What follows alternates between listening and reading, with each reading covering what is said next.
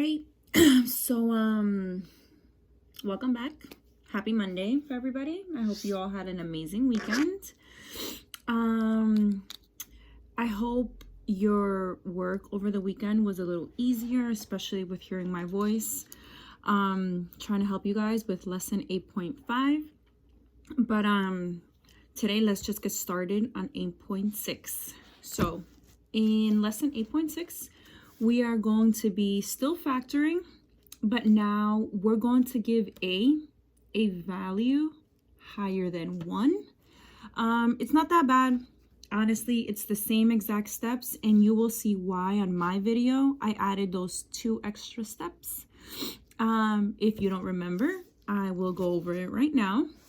So in our warm-up for the day, I have recall lesson 8.5 when we were factoring the trinomial, because we have 1 term, 2 terms, 3 terms. That's a trinomial, okay? But here, a, which is the first term right here, it was always equal to 1. So let's take a look. We have to factor. So in example 1, I have t to the 2nd power plus 9t plus 14. Okay, we all know step 1, always. Let's start with that X or that diamond, okay?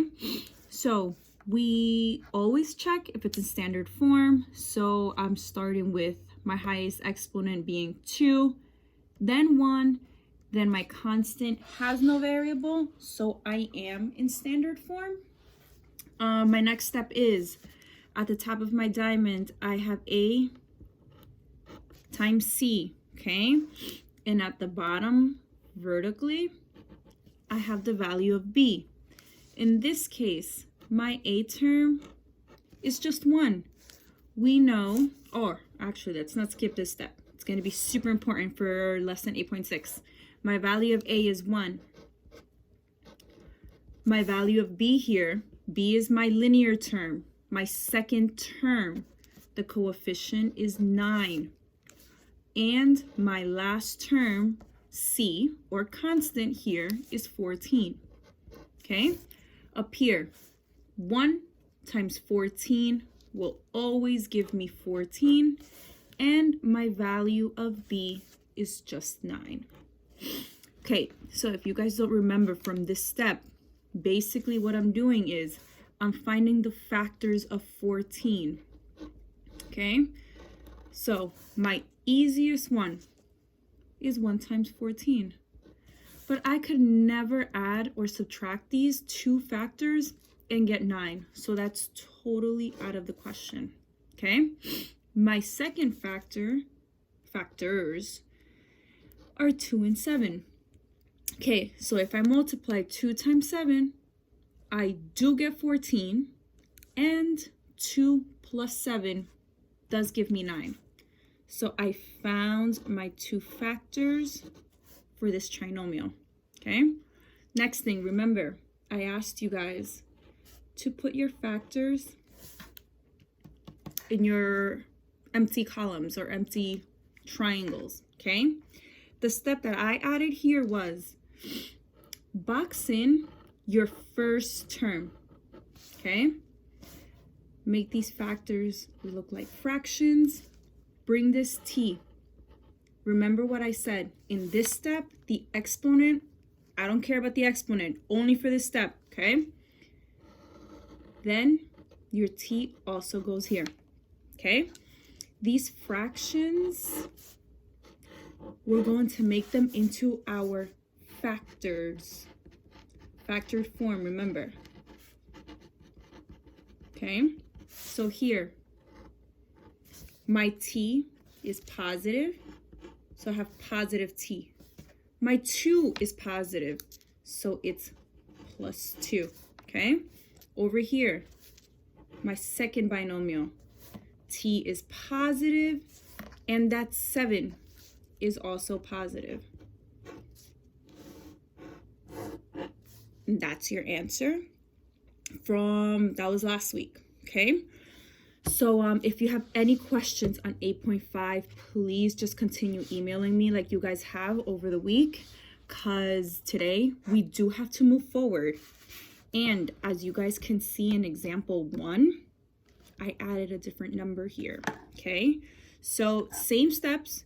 You're going to see now why I added these 2 extra steps on top, because it always works when we start factoring trinomials where a is greater than 1, okay? So for here, we're factoring when a is greater than 1, okay? Same steps. So in example 1, we're going to factor 2x to the 2nd power minus 7x plus 3, okay? Same thing. Let's start with your diamond, okay? And remember on the side, I asked you guys to please put the values of a, b, and c, okay? So it's in factored form because I have 2x squared. 2 is my highest exponent. I have minus 7x, that's 1, and my constant has no variable, so it is in standard form. I'm going from my highest exponent to no variable, which has no exponent. Okay, so in this case, my value of a is the number attached to my highest degree, which is 2, okay? Then I have b. Remember, b is negative 7, guys. It's not just 7. That negative is attached to that, okay? And my constant in this case is 3. Okay, so in this step, you're going to see why I added my own little step where I told you guys at the top of your diamond, it's really the product of a times c. So here in this case, we're going to multiply a times c, okay? Which in this case, 2 times 3 is 6. The bottom portion of your diamond stays the same. It's the value of b, which is negative 7, okay? From here, it's the same exact thing we've been doing all along. Let's list the factors of 6. Okay, so the first one, obviously, is 1 times 6. Okay, I know 1 times 6 is positive 6, and 1 plus 6 is positive 7. I need a negative 7. The only way that will happen is if I make both of them negative, okay? Because a negative 1 times negative 6 is going to give me positive 6, and negative 1 minus 6 is negative 7, okay? So we got it. Like I said before in my previous video, you guys have to play around with these negatives and positives until you get comfortable finding the factors, okay? So from this step, remember what I said in my previous example. I want you guys to box in the first term. In this case, now I have a 2. It's 2x, okay? Not like in the previous examples when a was equal to 1. Same thing. Make your fractions. Bring it down here. 2x now becomes your new numerator in this fraction. And you have 2x over here. Okay, this step is super, super important for you guys to get these answers correct, okay? You see how they look like fractions?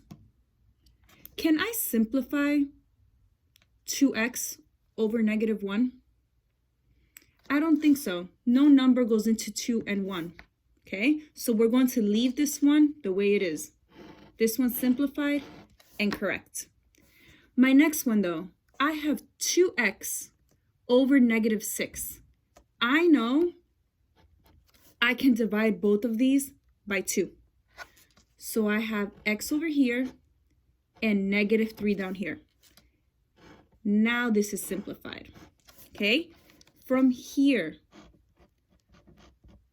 we take that final step, okay? Bring your first one. 2x is positive. Keep it as positive, okay? 1 is negative. It's minus 1, okay? My second binomial, I have x minus 3. This is your final answer.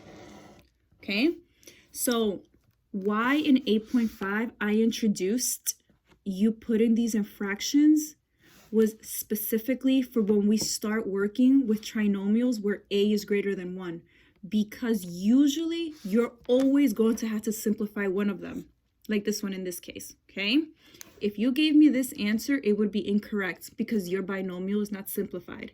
You needed to get it to its simplest form.